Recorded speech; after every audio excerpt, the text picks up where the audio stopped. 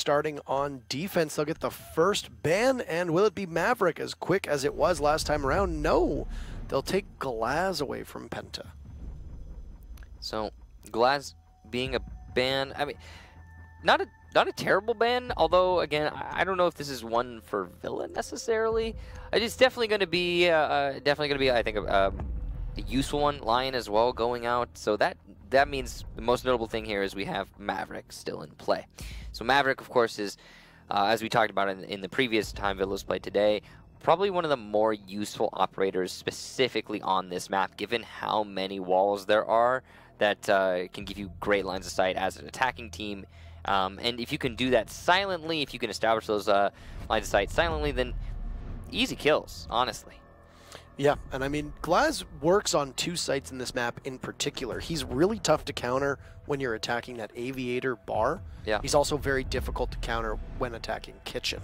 And I think that could possibly be a big reason behind it as to why they're taking Glaz out as well. Glaz is played by Penta, so it's not like it's a strange pick for them, right, by any stretch of the imagination. Pulse is also going to be our last ban. Just to add to that, if you're keeping score at home, meaning Glaz, Lion, Mira, and Pulse will not be available. And Mira, of course, being no surprise there. Absolutely. She is a formidable operator on this map. Again, thanks to the amount of walls horizontally that will play into each site. Every single one of them, really. Thermite going to be picked, and then 6 picked out of onto a Maverick. So we will be seeing one hard destructor brought to the field, and it's the one with the least potential to destruct, which is somewhat interesting. I don't think we see often where Maverick is the only one that's brought, but on this site, of course, they couldn't possibly know that it would be this site. On this site, it honestly makes sense. There are ways to work Maverick as an exclusive hard breacher on here. I mean, if you're thinking about walls, you really need to open up. Since there's no Mira on those south and east walls facing into study from the bar and the Aviator. Since there's no Mira, you don't necessarily need a Habana, and then also outside of that, I guess you would probably just want to open up the gun vault wall. That's pretty much it. And you can easily do that. You can make a crouch hole in with just the one Maverick magazine, and then outside of that, you can use the rest of his blowtorch to open up kill holes to, well, murder people through. I mean, take a look at the fact that they're bringing a Buck, a Ying, a Capitao, and a Zofia to accompany the Maverick. That would suggest to me that this is probably not going to be the type of strategy that needs to open up too many sight lines. Agreed. Because you can just cut off rotates, blind flash, and just kill everybody that possibly ends up in your crosshairs. Again, if you're going to have a sight for that strategy, I'd say this is probably one of the better ones. Now, they're just starting to inch their way towards the building right now, trying to feel out their opponents. A lot of damage done vertically here from Panics onto the Clash. That is extremely good early on to put that shield operator down to just over 25 HP. Since you've put the Clash in that position, just one bullet from most guns will take him down. Yeah, and you see Panics just from below. You mentioned that you don't see a lot of pressure on the teams on below at all. And no, I said bottom floor. Bottom floor control. Basement. Well, I mean, you also said that you don't see a lot of players on that main floor working from above, too, right? And I think that's I think you're absolutely correct there. First kill goes to Alfama as the Jaeger finds Panics, and that was the Buck who was doing the work on the floor from below. You mentioned doing an exemplary job, being able to take away all of the safe footing for Supremacy. His reign of terror from below will be ended and silenced at the hands of Jaeger's carbine. But enemy taking out K6, that's the Maestro. Losing your Maestro that early on, that's not great timing to find yourself in losing one of those pivotal anchor operators. Absolutely agree. Now the Evil Eyes will of course be locked in place, and if they're not looking at something useful, then, well, they're not useful. Enemy gonna start opening up the wall into B, looking to try and potentially get a kill from the side, and he'll have an opportunity but not be able to capitalize upon it. And Clash will just continue to slow down the attack in any way possible. Put on about 30 HP earlier in the round, but no more damage done to the Clash since. And since the Maverick is now a known quantity, he will, regardless of the awareness from Anthrax, get the kill. Well played there from enemy. Not able to get the Clash, but will make it work in the end. You see the clash will finally go down to Ravon as the shield is turned just aside. Sirboss also takes down Alphama, so DeJu's the final defender here for Supremacy with only 30 seconds left to go, and he is fully blind. In fact, in an interesting position, they've overlooked him, and DeJu's is going to be able to get Sirboss despite being blind for a large portion of that engagement. He's now going to have to find a 3K in order to win this, though. And it's not very likely to happen. He's already taken down 1, so it would be 4 in total, but he's not playing the right angles this current moment. He's got the information thanks to his own cameras, potentially evil eyes. He won't have those marks coming out, so he knows what he's dealing with, but it's still a difficult task. A little bit of bullets put into the back of the Zofia as he rotates to the hallway.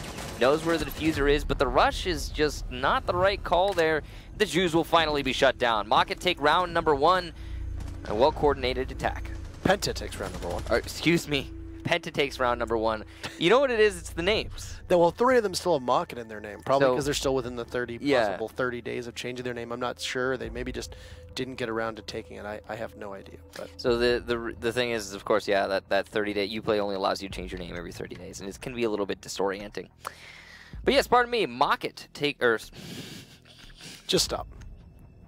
Remember when it was nope. Penta and G2 for the first time? It was at Paris Major. Oh man.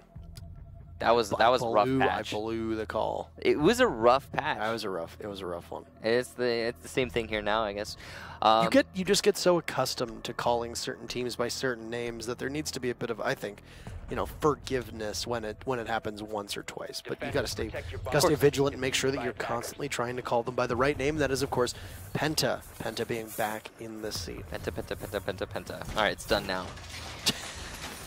I feel like most of the casts I've done, I am saying Penta like 100 times per cast, even when they're not in the game, because of how much of an influence they have and how good. They're a big name, and especially the team, which now competes for G2. But at the time, they were on the tip of everybody's tongue almost every single time they competed. So. You had a couple changes as well. You saw some versatility from Penta.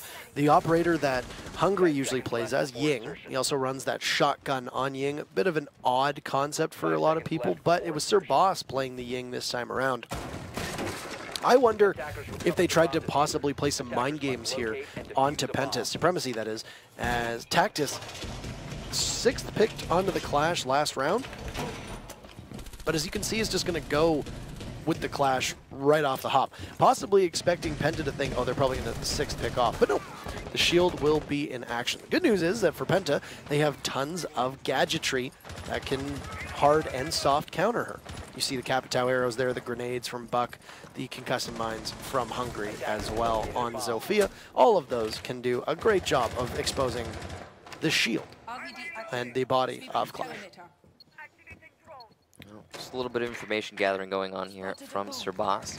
He's going to be able to surmise that there is indeed a lot of electronic utility being placed inside of Study, most notably those Valkyrie cameras. They were actually a heavy influence in the last round, and while DeJu's was unable to clutch, he did have the information to do so. Lots of calls being put out by his team. That's actually something really important to note. There were marks, and obviously because there were marks, there were calls being made by DeJu's teammates as he was attempting that clutch. And yet he was playing as if he had absolutely no information. That, to me, screams miscommunication on a team level, where I don't think Supremacy are coordinating very well internally. And that might be telling of what we saw in the previous round. Now, either way, they are going to be attempting to defend Aviator rather, a second time in a row. We'll see if they can make it work this time. You got 3 bodies just really close to Penta's push for the time being, as Penta has struggled to be able to find all of the roamers down. A lot of their focal point has been paid towards Tactus on that Clash. A C4 will go down, but no, DeJu's misses. Can he pick it up? He can retrieve it. That's a nice long arm of Valkyrie there. That could possibly get a good kill. And there it goes. It'll just down Sirboss, but most importantly, it also gets the exothermic charge. So Sirboss will be brought back to life, but some of the breach potential will be taken away, at least from Penta, for the time being. DeJu still playing by that doorway. He'll push up on the Classical Hollows. Panics will start things off here, taking matters into his own hands. Tactus, the shield, be asphyxiated with the arrow from Revan as K6 finds one to take care of enemy, and now Supremacy will put two together to tie us back. So they'll trade it one onto another. Smokes go down and Hungry will sprint in towards the site, but they are miles off of getting that diffuser. Possibly being camped by Dijus it is, and K6 getting panics is Supremacy. Being able to lock out this push, Revan will have to go for frags, but Anthrax is there. The numbers advantage in Supremacy's hand in order to shut Penta down, and we'll get one on the board now for both teams as Aviator, on the second time in a row, will go in favor of the defenders. So it's not always that sticking out the site will actually work in your favor, but in this case, it happens to be. So, good job there to Supremacy. The way that they managed to hold that out, I think it's mostly down to Penta being extremely slow, excruciatingly so, on their pushing through Study. That's another thing. Pushing Study is so dangerous. Even if there is no Mira in play, you are walking into an easy crossfire for the defenders. And that's on the note of that crossfire, it wasn't being watched at all from Penta. They went into Study, and then they didn't have anyone watching the Study hall, allowing Dijus to flank at any moment. Dijus ultimately didn't do anything from that position. But it's the negligence that from Penta, the lack of a flank watch there, and the ability for Dijus to later then fall back to the site and then put in work in the round, as well as, I think a little bit of a lackluster hold or push at all from Study following the IQs being down, and then they rotated elsewhere. The destruction of the exothermic charges really halted the entire push. So I think a bit of a rigid attack strategy from Penta, and once it all fell apart, it really fell apart, which forced them into kind of a lopsided push that ultimately walked into the meat grinder that Supremacy had set up. I think it's really hard to underscore just how vital getting that exothermic charge was. That right there completely changed the flow of the push for Penta. Having to readjust and make that course correction with very limited time on the clock. While doing so, we had an abundance of utility, and I mean, Penta did pick up the first 2 kills, if you recall. But I think after that, there was just not enough of a focus on the anchors because, as you said, Penta spent so long trying to figure out where they were going to push from, how they were going to make that change after the exothermic charge went down, and Supremacy's roamers were able to kill so much time. And that was just a bit of inefficiency on the ability to coordinate for Penta. Well, that said, though, speaking of time, we've already seen a minute used here from Penta, and they have yet to even establish full control of Master. They've managed to push enemy into the Master closet. It looks like they're aware of the yokai drone on the roof there, or ceiling rather, but they are unable to destroy it in the immediate. Enemy also going to start opening up murder holes in towards bathroom, which is a lot of control to establish, but and he will finally also take out the yokai. It took him a while, but they managed to make it work. And I mean, that's some pretty big utility that's going to be taken away from the defenders there. Not having Anthrax be able to relay those communications to his team, number one. Supremacy's going to need all the comms they can get first and foremost, but also the yokai staying potential in the latter half of a round is so crucial. Tactus will be playing point on the door towards the master bedroom and on Statuary, and he'll take some shots into his shield, but of course, he is impenetrable with it out in front of him. Both of the ADS charges will get burst, and you see if we can possibly have Hungry try to dislodge that shield, but Tactus will remain unfazed, indomitable by the stairs, or by the doorway, my apologies. 5v5 with only a minute left. We've been seeing a lot of this today, and it will continue here in the third round. A strange firebolt to stop his own team from progressing seems to have been a bit of a miss there, possibly trying to damage the Clash. But it did not happen. Enemy will take out K6 through his own holes, so well done there to Enemy. He's been doing a lot of great work with that Maverick so far in this match. Last 45 seconds coming into play here, and the final push from Penta. And inside the bathroom will be panics as Sir Boss, the Ying downstairs, roam clearing solo, will get felled. Hungry picks up a double kill, quick succession, as Anthrax and Dijus will be in his line of sight, leaving just Tactus and Alfama. The Jaeger still playing on side of sight. He had to get back, playing by Astra over inside a trophy, waiting to see if there would be a push. The Clash of Tactus will pull the pull out that 2-round burst SMG, and now once again head back to the door. The Jaeger falling off, and can Tactus secure a second kill. Ping's going down, and there you go. Alfama and Tactus pick up one apiece. Hungry will need to clutch. He's got 4 seconds to get the Jaeger, and all the Jaeger needs to do is hide. But using the kill holes created by Penta, Alfama will give Supremacy their first lead of the game and 2 rounds in a row now, showing that just because Maverick is there to create holes for his team doesn't mean they can't be used against you. Oh boy.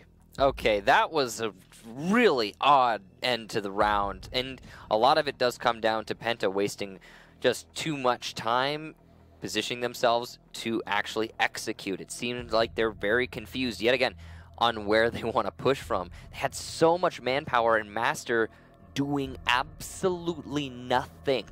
What was happening there is the big question ringing in my mind.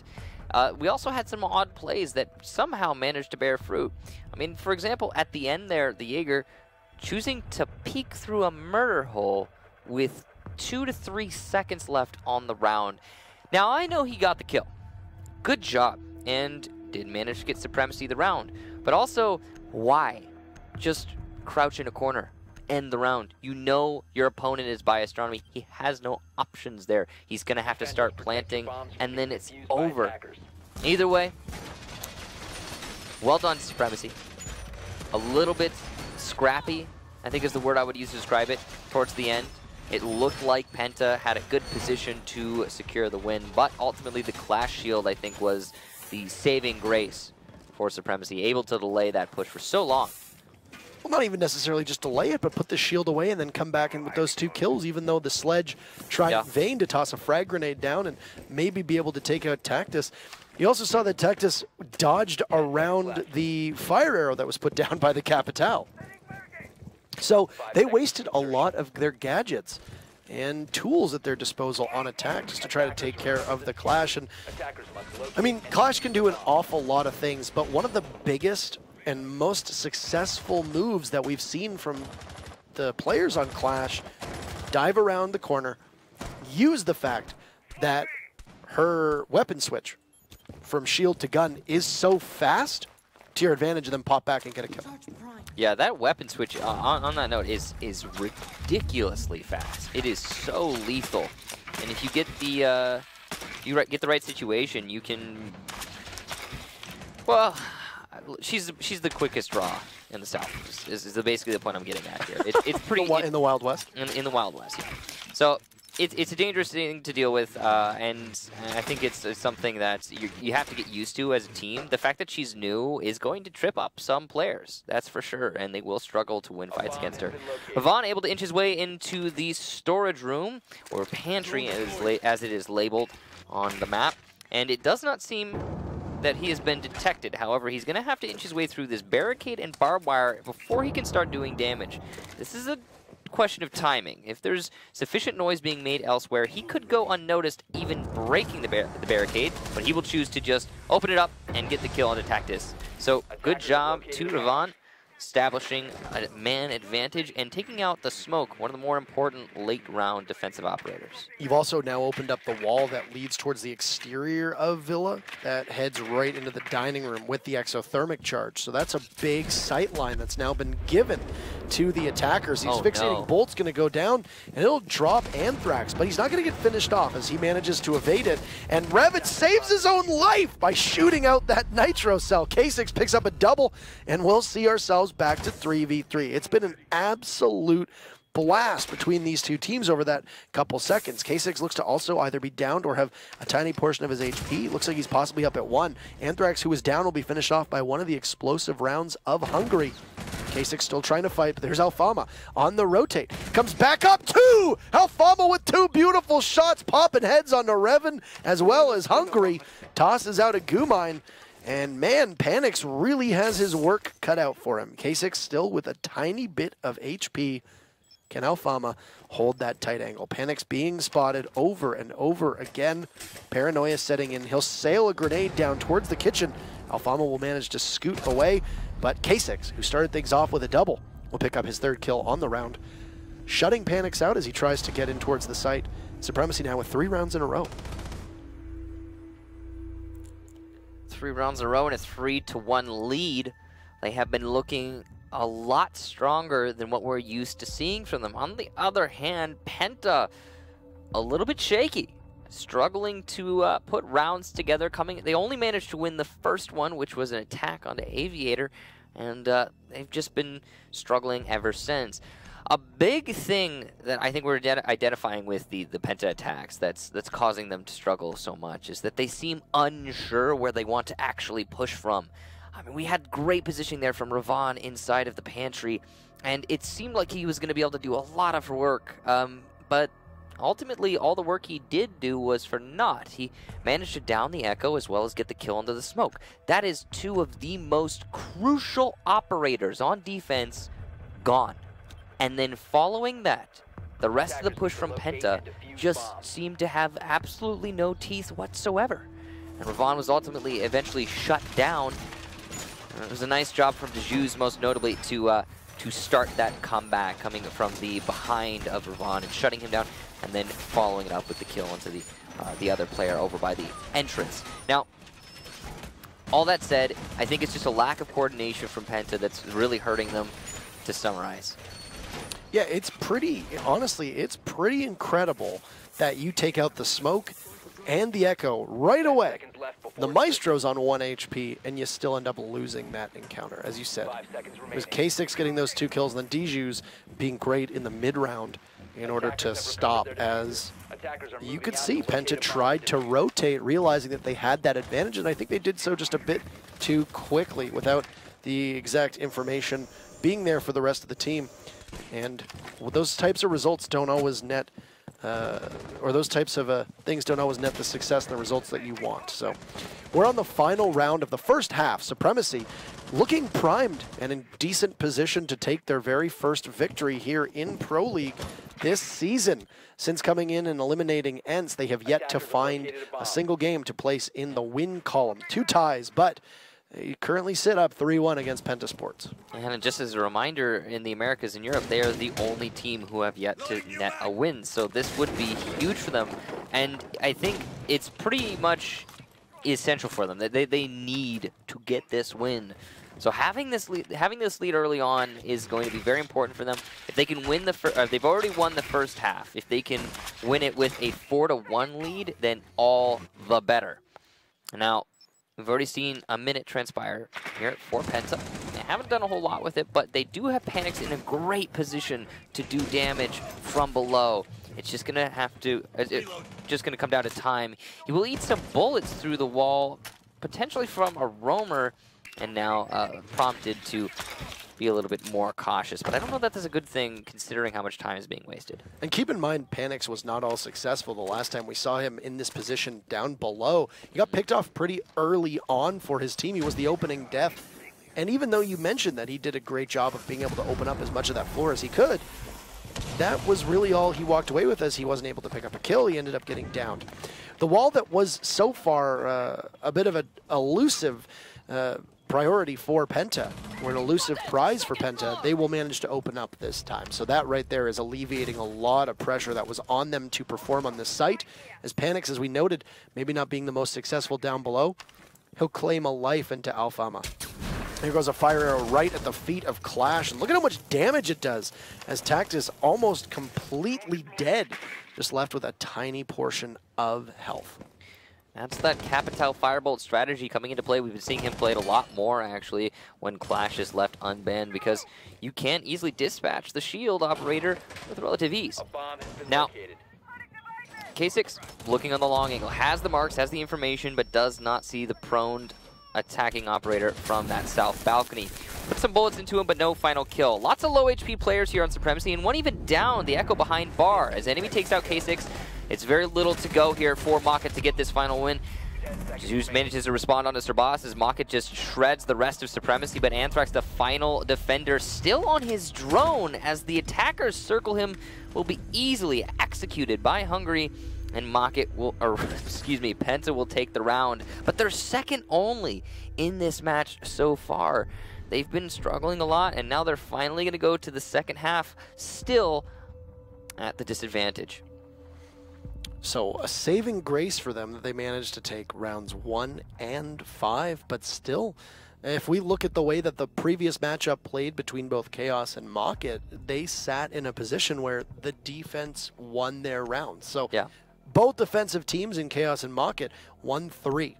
That's exactly what Supremacy did. So we're actually racing towards a possible draw yet again between these two teams, unless we can see something happen and one side simply be able to outmuscle the other as we transition into the second half.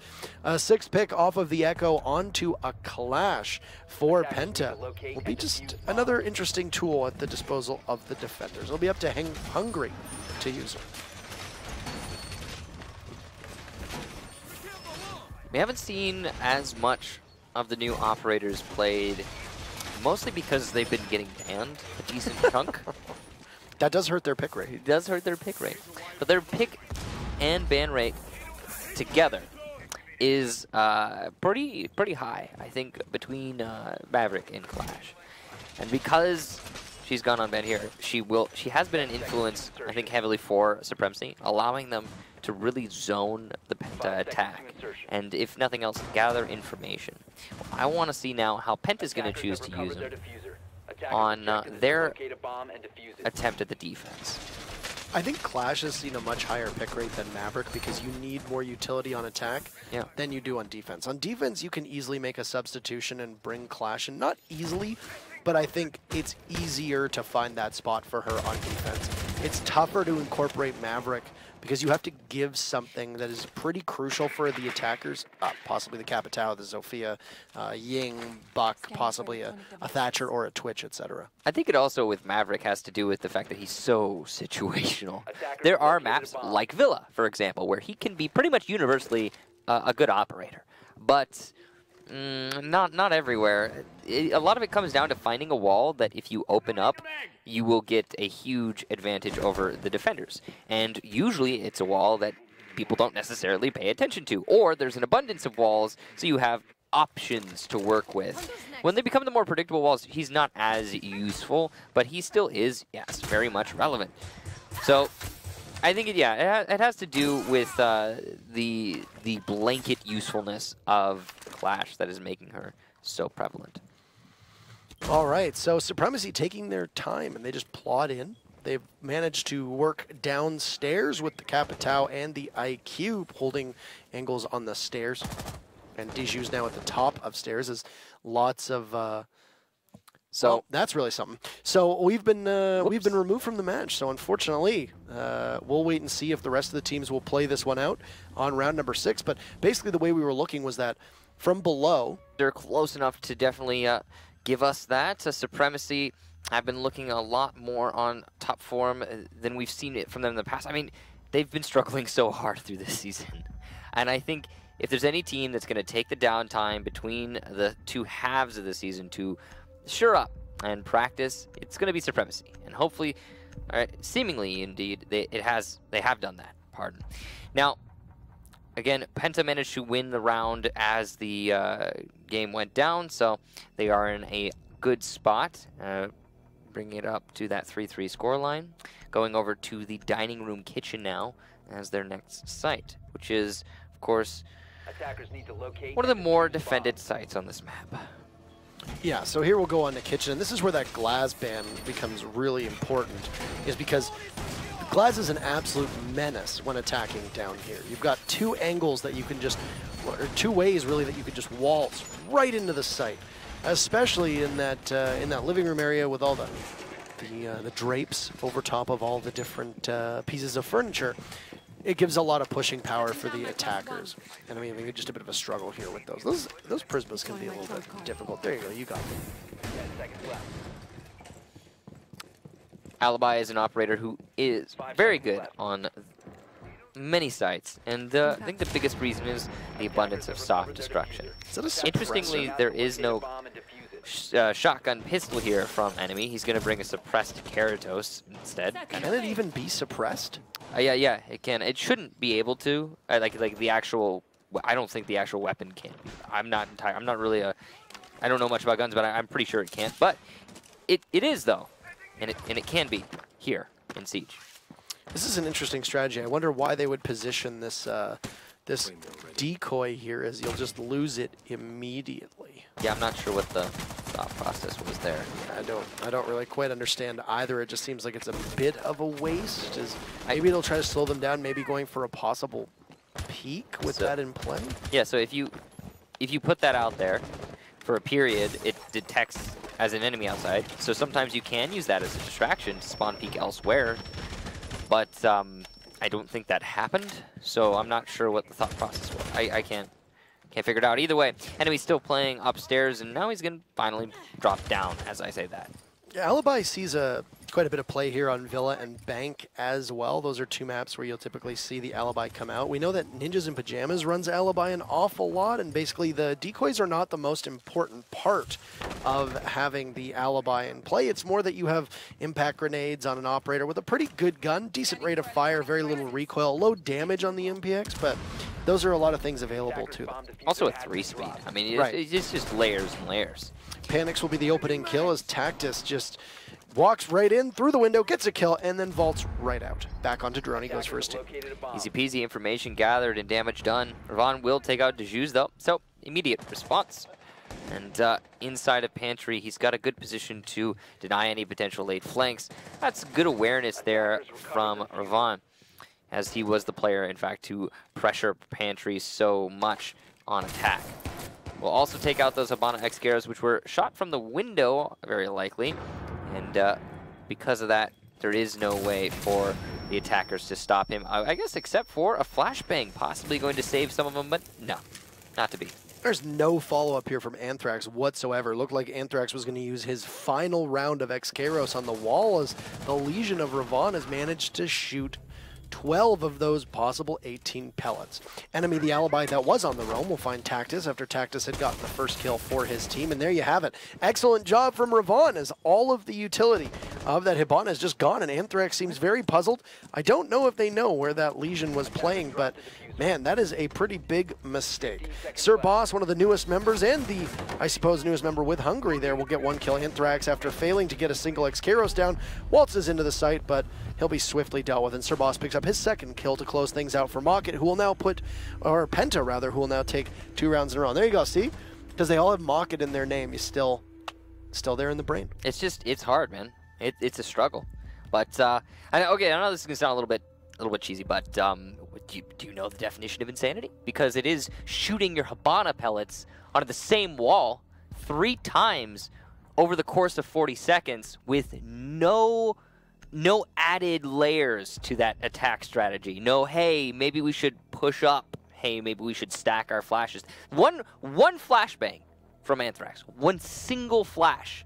And it did actually slow down the Legion of Ravon from destroying a set of X-Scaros, but it didn't stop because there was no follow-up. Imagine you throw all 3, belated it over a longer period of time, taper them in, and then, yeah, you've got an open wall.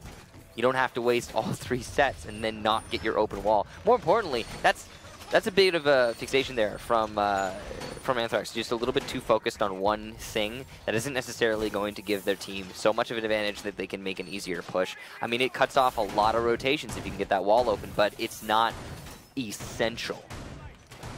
Correct me if I'm wrong, but the pantry of where Legion was playing, there's a window that you could have pressured from. They did pressure from it. They put an IQ there, but as the third X-Scaro set was being destroyed by Ravon.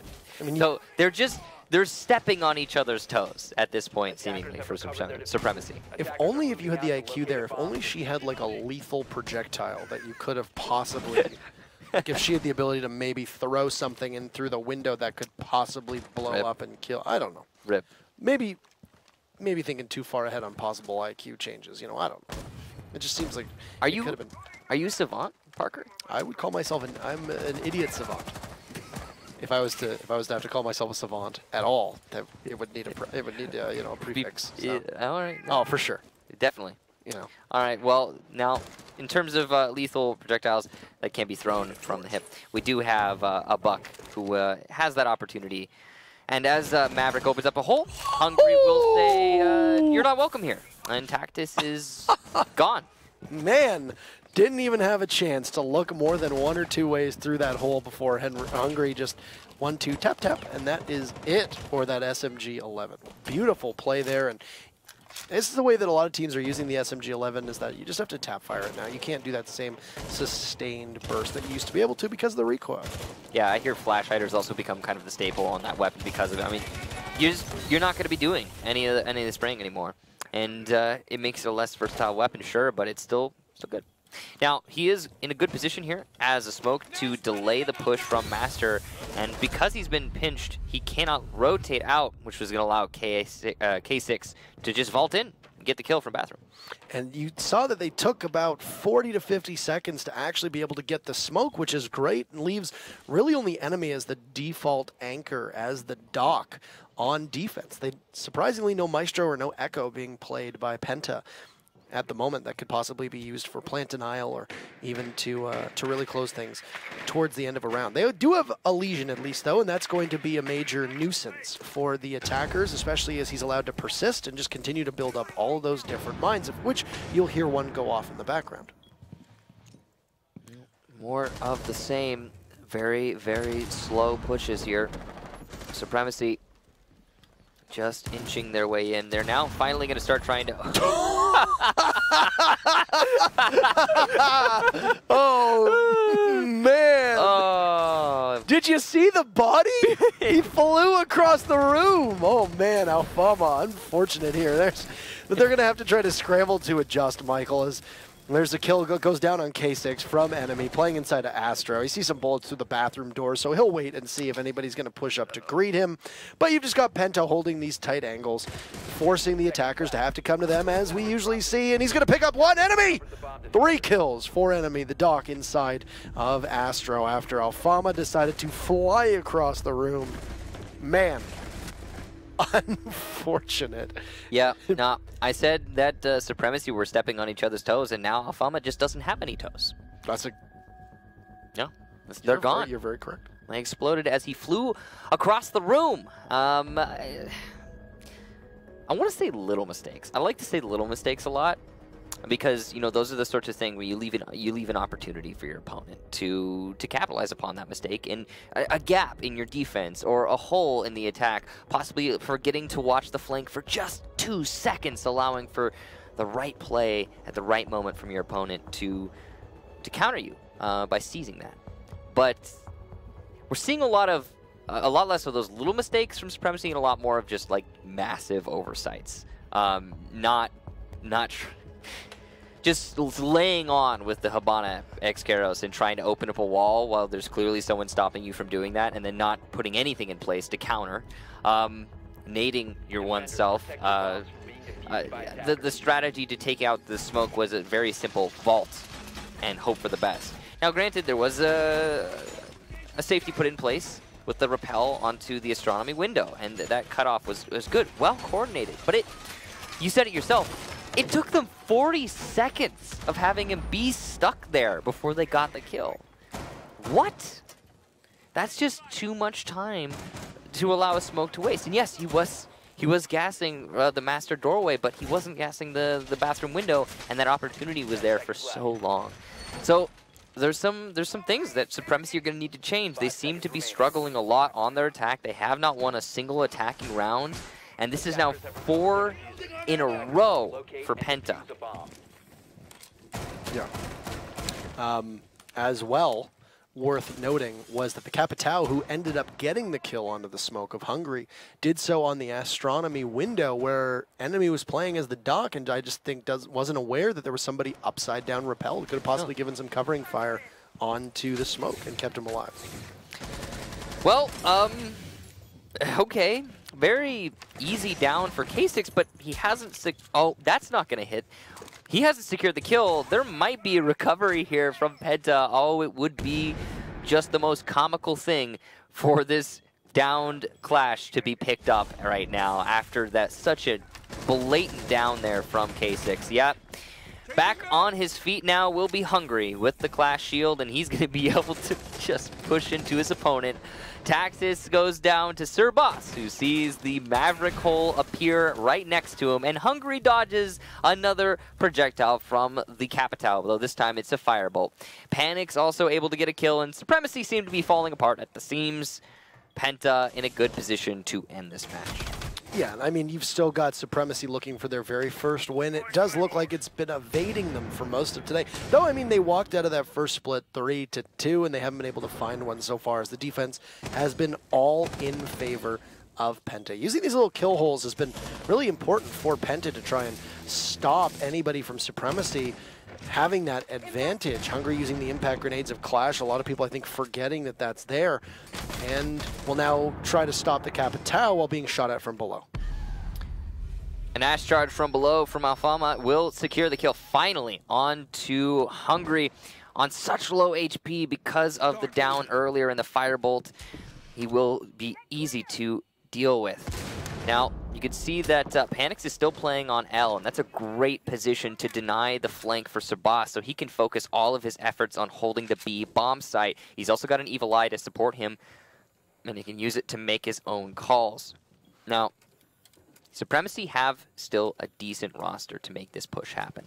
They do also have 40 seconds. They've been a lot more efficient than most teams so far today, but it's still going to be a struggle when they go for the final push. And Sir Boss using that great hipfire of the Aldo will peek through the door, leaving only one left as Panix and Enemy pick up a double, and that's Anthrax, who was unsuccessful as the Hibana just narrowly losing his head. He'll see the Bandit, but Enemy will be there to shut it down. And Penta, welcome back to Pro League. They'll take the very first match under this new roster, and Supremacy still the only team in the Americas and Europe without a victory, sitting at the bottom of the EU standings. You know, that's just, if nothing else, incredibly disheartening, I would imagine, for Supremacy. There's something going on there. And again, I touched on it earlier, I think there was a lot of miscommunication going on internally. Things that are going unsaid or things that are going said, but just not registered. Either way, you know, we can't possibly know without being in the